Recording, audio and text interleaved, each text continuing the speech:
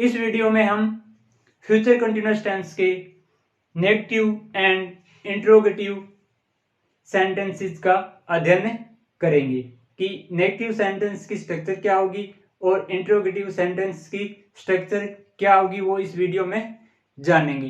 तो सबसे पहले आप देखिए कि नेगेटिव सेंटेंस कैसे बनेगा। नेगेटिव सेंटेंस की स्ट्रक्चर क्या होगी। एक कॉमन स्ट्रक्चर अभी तक हमने पढ़ी है, जो पिछले टेंसेस थे उनमें पढ़ी है, वो क्या है एक बार देख लें। सबसे पहले आप सब्जेक्ट रखोगे, उसके बाद हेल्पिंग वर्ब रखोगे, उसके बाद नोट, उसके बाद मेन वर्ब, उसके बाद ऑब्जेक्ट, उसके बाद समय या स्थान सूचक शब्द है वो लिखेंगे। अब इस पर्टिकुलर टेंस में आप कैसे बनाएंगे सेंटेंस वो देखें। इस टेंस में ऑक्सिलरी वर्ब क्या है, शैल बी और विल बी। इसमें आप देखेंगे कि ऑक्सिलरी वर्ब्स के 2 पार्ट्स हैं, मतलब 2 भाग हैं।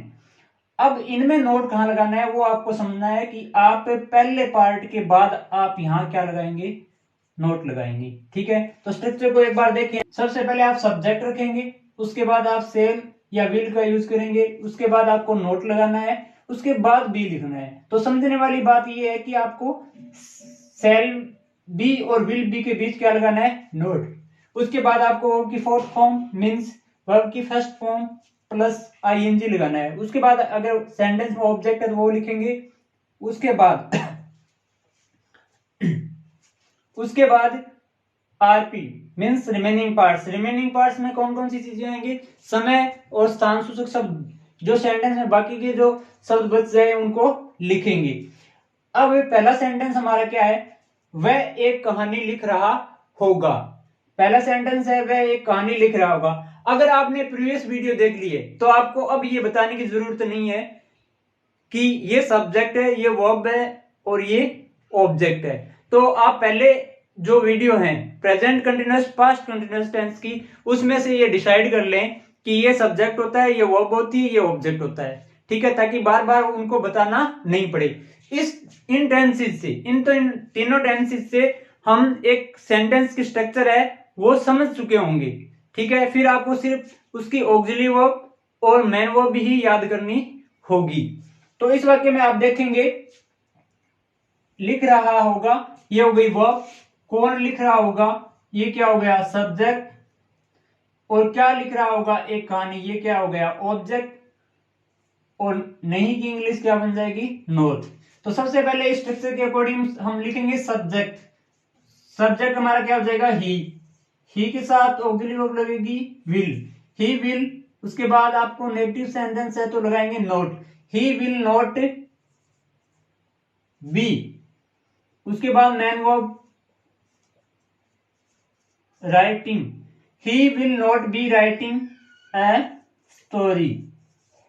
ठीक है, तो इस सेंटेंस में आप देखेंगे ये हो गया सब्जेक्ट, ये हेल्पिंग वर्ब हो गई। उसके बाद ये नोट हो गया, दोनों के बीच लगेगा अगर 2 पार्ट्स हैं तो। ये हमारी वर्ब हो गई, ये क्या हो गया, ऑब्जेक्ट। ठीक है, इसी प्रकार इस सेंटेंस को बनाएंगे हम। इस वाक्य में सब्जेक्ट हो गया और साफ करना क्या होगी, वर्ब, और कमरा क्या हो गया, ऑब्जेक्ट। तो सबसे पहले सब्जेक्ट रखना है, सब्जेक्ट क्या आ जाएगा, वी के साथ हेल्पिंग वर्ब क्या लगेगी, shall, we shall not be. साफ करना क्या होता है, clean, we shall not be cleaning the room. ठीक है, तो इस वाक्य में ये सब्जेक्ट हो गया, ये ऑक्सिलरी वर्ब हो गई नोट, मैन वर्ब और ऑब्जेक्ट। इसी प्रकार अगला सेंटेंस बनाएंगे, रोहन भाषण नहीं दे रहा होगा। दे रहा होगा ये तो हो गई वर्ब। कौन दे रहा होगा, रोहन, ये हो गया सब्जेक्ट। क्या दे रहा होगा, भाषण, ये हो गया ऑब्जेक्ट। अब देखो यहां दे रहा की अलग अलग मीनिंग होगी। इस सेंस में दे रहा, स्पीच के सेंस में आपको दे रहा के लिए क्या वर्ब यूज करनी है, डिलीवर। ठीक है, सबसे पहले क्या हो गया, हमारा सब्जेक्ट लिखेंगे अकॉर्डिंग टू स्ट्रक्चर। ठीक है, सबसे पहले सब्जेक्ट रखा। अब रोहन के अकॉर्डिंग ऑक्सिलरी वर्ब क्या आ जाएगी, will not be. Rohan will not be, अब वर्ब की आईएनजी फॉर्म लिख दो, delivering a speech. Rohan will not be delivering a speech. ठीक है, तो नेगेटिव सेंटेंस में आपको इतनी बात ध्यान रखनी है कि इस सेंटेंस में ऑक्सिलरी वर्ब के दो पार्ट्स हैं, उनमें आप दोनों के बीच क्या लगा देंगे, नोट लगा देंगे, नेगेटिव सेंटेंस बन जाएगा। अब हम बात करते हैं इंट्रोगेटिव प्रश्नवाचक वाक्यों की। तो प्रश्नवाचक वाक्यों में की स्ट्रक्चर दो तरीके की होगी। एक तो यस नो क्वेश्चन वाली, जो क्या से वाक्य शुरू हो जिनका उत्तर हम हाँ या ना में दे सके। दूसरे डब्ल्यूएच वर्ड से शुरू होने वाले सेंटेंसेस। तो दोनों की स्ट्रक्चर एक बार देख लेते हैं। अगर वाक्य क्या से शुरू हो रहा है हिंदी में, या जिसका उत्तर हम हाँ या ना में दे सकते हैं, उसकी स्ट्रक्चर क्या होगी। आप सबसे पहले हेल्पिंग वर्ब के पहले पार्ट को लगा दीजिए, शैल या विल, उसके बाद सब्जेक्ट, उसके बाद बी। अब यहां ध्यान देने वाली बात है कि जब हम यस नो क्वेश्चन बनाते हैं तो हम हेल्पिंग वर्ब को सब्जेक्ट से पहले रखते हैं। तब आपको इस सेंटेंस में यह ध्यान रखना है कि इस टेंस में ऑक्सिलरी वर्ब के दो पार्ट हैं। ठीक है, शैल और बी और विल और बी। तो इनमें से आप सिर्फ पहले पार्ट को सब्जेक्ट से पहले लिखेंगे। ठीक है, उसके बाद सबसे पहले हेल्पिंग वर्ब के एक पार्ट को लिख दिया, उसके बाद सब्जेक्ट और दूसरा पार्ट यहां लिखा जाएगा बी। उसके बाद वर्ब की फर्स्ट फॉर्म प्लस आईएनजी, मतलब present participle form of the verb. उसके बाद आप ऑब्जेक्ट, उसके बाद कोई बचा हुआ समय स्थान सूचक शब्द लिख देंगे। ठीक है, लास्ट में प्रश्नवाचक चिन्ह लगा देंगे। अगर हमारा सेंटेंस कोई डब्ल्यूएच वर्ड से शुरू करना है, तब आप सबसे पहले उस डब्ल्यूएच वर्ड को लिखेंगे, उसके बाद सेल विल का यूज करेंगे, उसके बाद सब्जेक्ट लिखेंगे, उसके बाद बी, उसके बाद वर्ब की आईएनजी फॉर्म, उसके बाद ऑब्जेक्ट, उसके बाद रिमेनिंग पार्ट्स। अब इस स्ट्रक्चर में थोड़े से चेंज कहां हो सकता है, जैसे मान लीजिए उस सेंटेंस में सब्जेक्ट पूछा गया हो, हु से सब्जेक्ट पूछा जाता है, इसलिए उसमें आपको सब्जेक्ट नहीं मिलेगा। जैसे व्हाट से ऑब्जेक्ट पूछा जाता है तो उस सेंटेंस में आपको ऑब्जेक्ट नहीं मिलेगा। तो जो चीजें सेंटेंस में हो उसके हिसाब से आप लिखते जाएंगे। तो पहला हमारा वाक्य क्या हो गया, क्या हम यहाँ रह रहे होंगे। तो इस वाक्य में हम हो गया सब्जेक्ट और रहना होगी वर्ब। ऑब्जेक्ट इसमें है नहीं, क्या रह रहे हैं, किसको रह रहे हैं। ठीक है, स्थान दे रखा है यहाँ। तो वाक्य क्या से शुरू हो रहा है, इसका उत्तर यस और नो में दे सकते हैं। तो सबसे पहले आप ऑक्सिलरी वर्ब से शुरू करेंगे, तो वी के अकॉर्डिंग हेल्पिंग वर्ब क्या आएगी, यहाँ सेल, एक ही पार्ट लिखेंगे इसका सेल वी, दूसरा पार्ट इस सब्जेक्ट के बाद लिखेंगे सेल वी बी, रहना होता है लिव, हो जाएगा living, shall we be living here, shall we be living here. अगला सेंटेंस, क्या वह अंग्रेजी सीख रहा होगा।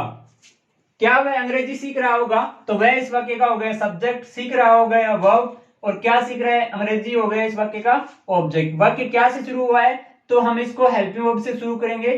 तो वह के अकॉर्डिंग, मतलब सब्जेक्ट हमारा ही होगा, ही के अकॉर्डिंग क्या लगा देंगे, विल लगा देंगे, विल ही बी, सीखना क्या होता है, learn, learning, will he be learning English. अगला सेंटेंस है हमारा, तुम्हें हिंदी कौन पढ़ा रहा होगा। तो इस सेंटेंस में आप देखेंगे डब्ल्यूएच वर्ड क्या है, कौन, कौन की इंग्लिश क्या बन जाएगी, हु डब्ल्यूएच वर्ड है, पढ़ा रहा होगा ये क्या होगी, वर्ब, और कौन पढ़ा रहा है ये पूछा गया है, क्या पढ़ा रहा होगा, हिंदी, किन को पढ़ा रहा है या किसको पढ़ा रहा है, तो तुम्हें ये भी क्या हो गया, ऑब्जेक्ट। तो इस सेंटेंस में दो ऑब्जेक्ट हैं, एक डायरेक्ट ऑब्जेक्ट, एक इनडायरेक्ट ऑब्जेक्ट। तो आप इसको देखेंगे कैसे बनाएंगे। तो इसकी स्ट्रक्चर क्या होती है, सबसे पहले डब्ल्यूएच वर्ड लिखो, उसके बाद हेल्पिंग वर्ब, उसके बाद सब्जेक्ट लिखो, उसके बाद मैन वर्ब लिखो, उसके बाद ऑब्जेक्ट। ये स्ट्रक्चर होती है।